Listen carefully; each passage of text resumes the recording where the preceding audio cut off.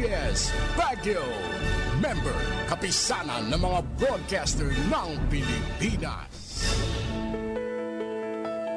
Life and something that should be looked forward to. And for women, part of the big change they have to go through in their 40s or their 50s is menopause. In this episode, we'll better understand this natural biological process and what lies beyond menopause. I'm Dr. Freddy Gomez and welcome to Medtalk Health Talk on CNN Philippines.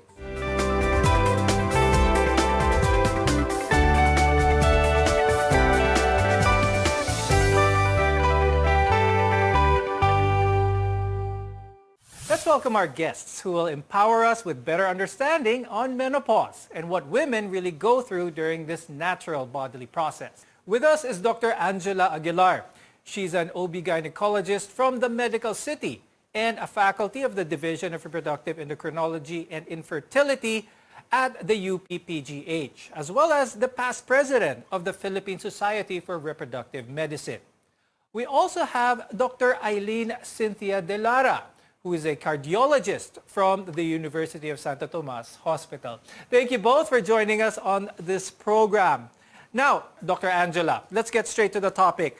Please describe for our viewers what menopause is. It's very important that we make sure that the women who are going through this phase, they're able to define what menopause means. Menopause is the cessation of menstruation for about a year. It's not yet over if you have intermittent menstruations or periods that occur infrequently. You have to wait for a year before that event occurs. That said, menopause can be a big transition for many women, lasting in a period of 1 to 2 years prior to the last period and extending 1 to 2 years after the final menstrual period. So the transition is called perimenopause, and the symptoms are found or usually experienced during that time. So in this episode, we'll be talking about the physical changes, but I'd also like to touch on, Dr. Eileen, some of the sociological, maybe even psychological dimensions to it, because there's a lot of connotations maybe attached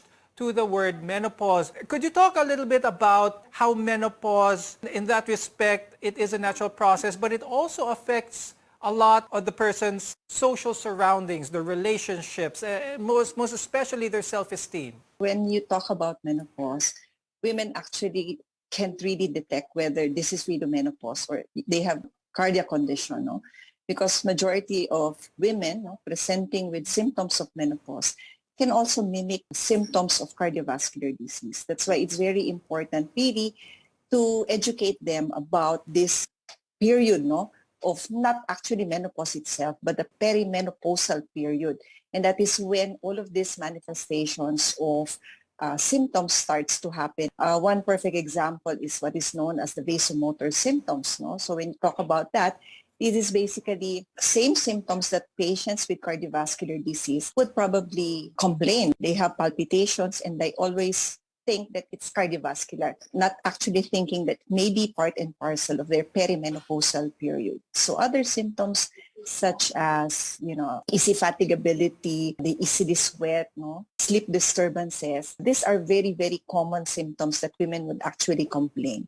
And if you don't talk about menopause in that particular line, they might mistake it as, a cardiovascular disease. And most often than not, these patients will really come to a cardiologist, not to an OB. So I think that's a very important impact, in the lives of women when you talk about menopause. I think that's a very important point you put up there, Dr. Eileen, because it's the identification of these symptoms that is best for that person undergoing this journey. Now, with that being said, Dr. Angela, let's talk about the start, because there are 3 phases of menopause. But before we discuss that, what we want to be able to give information is for that woman to identify that she is undergoing this. Before that though, is there an age? Is there a hard and fast rule? At this age, magkakaroon ka na ng first stage of perimenopause?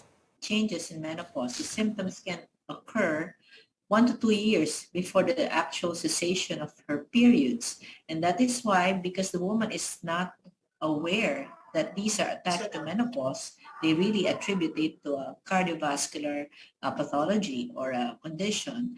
and they only see us when their periods completely stops or it becomes irregular. Now, when do these changes occur? Nowadays, we do see women in their 50, 51, 52.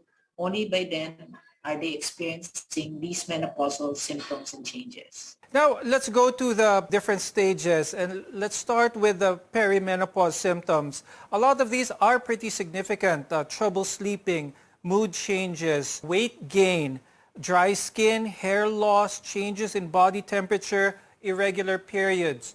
On paper, all of these symptoms happening to any person would make them feel overwhelmed at what they're feeling. Do all of these symptoms happen all at once, Dr. Angela, or do we see a gradual progression?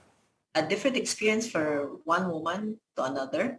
And earlier changes would mean that the patient would experience the vasomotor symptoms, as Dr. Aline had placed. The hot flashes are one of the more important symptoms that should be recognized early. Number two, the irregularities in periods happen in the middle of the transition.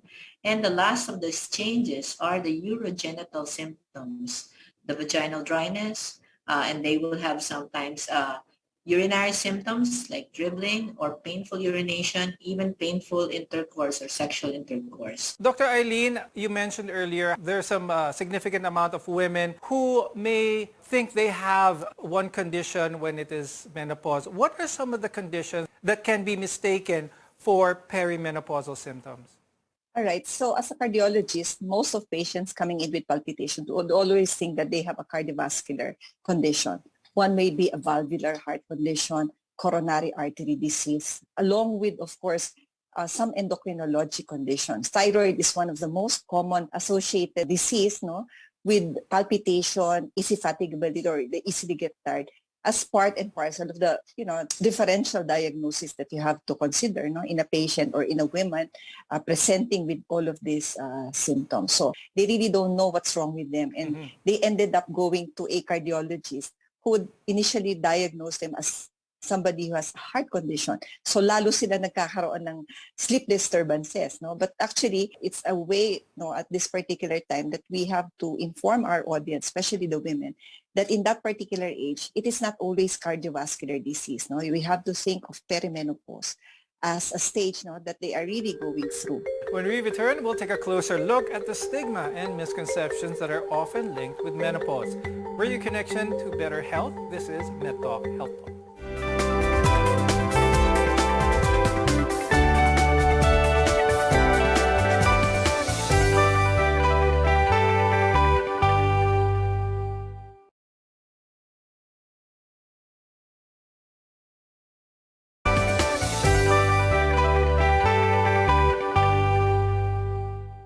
I'm Dr. Freddy Gomez, and welcome back to Medtalk Health Talk, where caring is our calling. Dr. Angela, you mentioned earlier how women nowadays are undergoing menopause at a later age, sometimes in their 50s.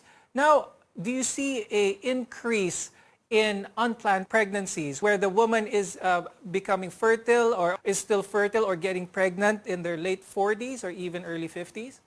Certainly, every woman who is still ovulating have a chance at getting pregnant.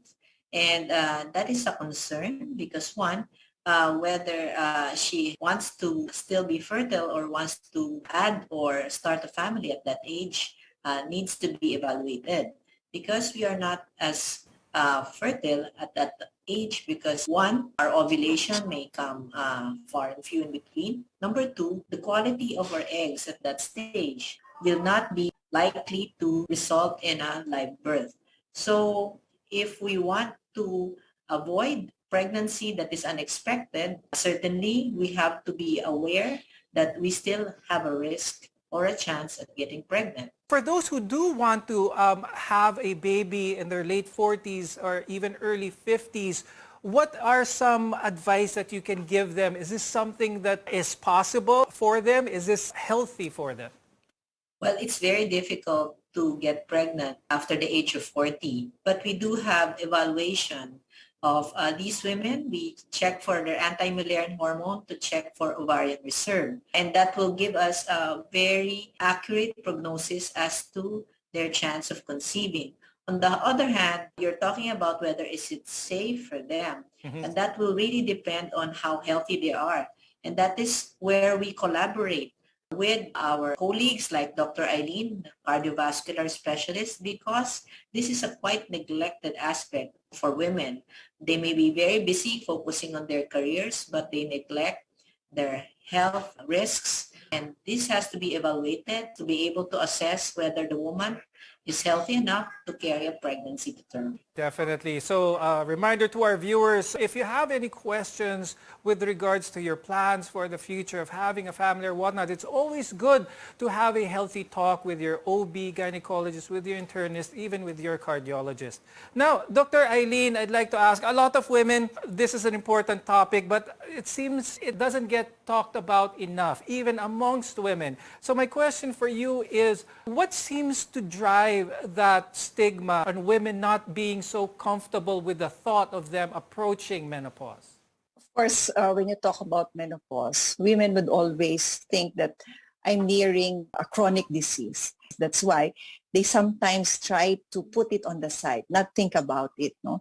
But I guess what we have to do right now is really embrace that this is a stage in a woman's life that would really come and eventually will pass. And it's really our responsibility to take care of it, no? Eventually preventing, no, all of these chronic diseases to set in. No? That's why it's very important that we really have to encourage women who are already in the perimenopause, also in menopause, to check with an internist or a cardiologist to make sure, no, that all of these risk factors will be addressed early on. That being said, Dr. Eileen, let's touch on the complications once a woman reaches that stage of menopause. Let's start first with hypertension.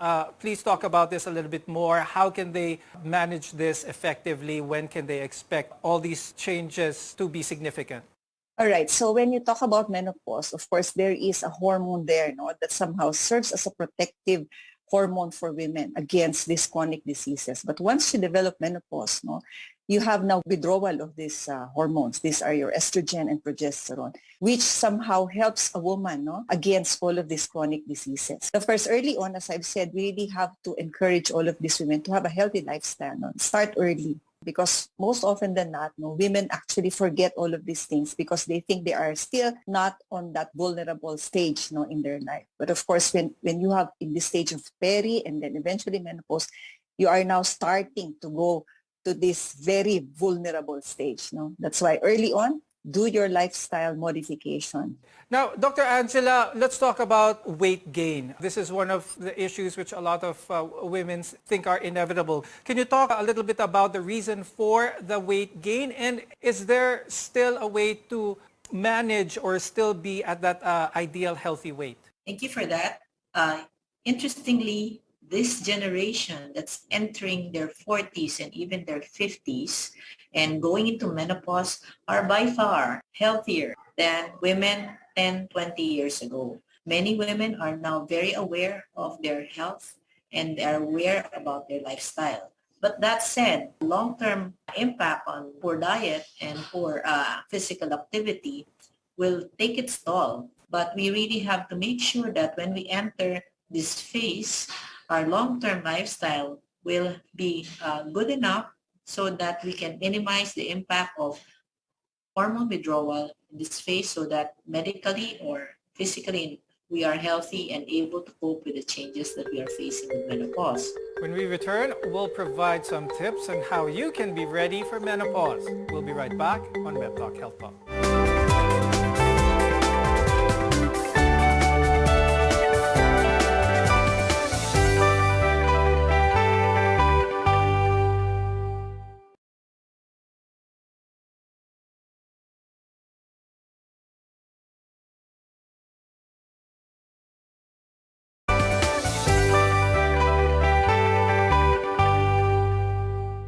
I'm Dr. Freddy Gomez, and this is Medtalk Health Talk, your partner in healthcare.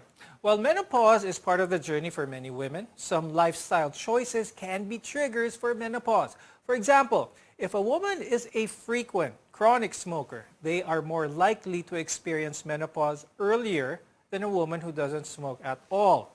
So as a result, some women can actually experience menopause at an earlier age. Dr. Angela, let's talk about that. Can you share some insights on this notion, how certain lifestyles can affect the occurrence of menopause? Menopause is actually dictated by genetics. So how old your mother had her menopause will likely be the age that you will enter menopause as well.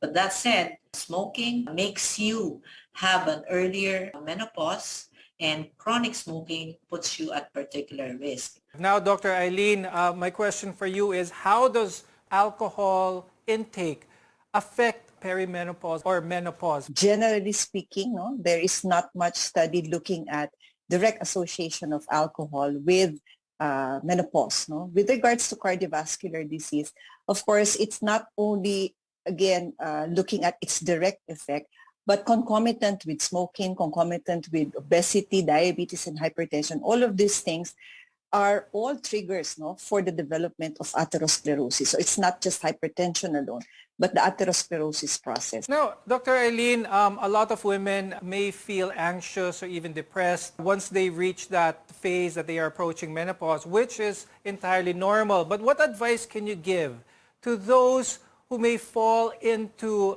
that stage and may have difficulty trying to cope with it?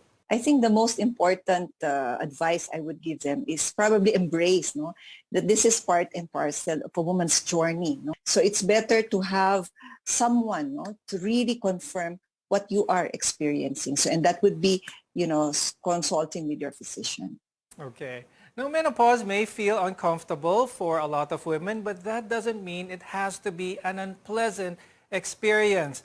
Dr. Angela, what kind of advice can you give in order for women to prepare for changes linked to menopause? Dr. Eileen put it beautifully, the word embrace, because insight is helpful in making you less alarmed at the symptoms. So when you're prepared, you understand what's happening to your body and you're able to manage and be aware of the changes it's undergoing, number one. Number two, make sure your diet and lifestyle will put you in a healthy baseline, because menopause plus if you're in poor health certainly adds up and makes the experience very difficult for a woman trying to cope with all these changes.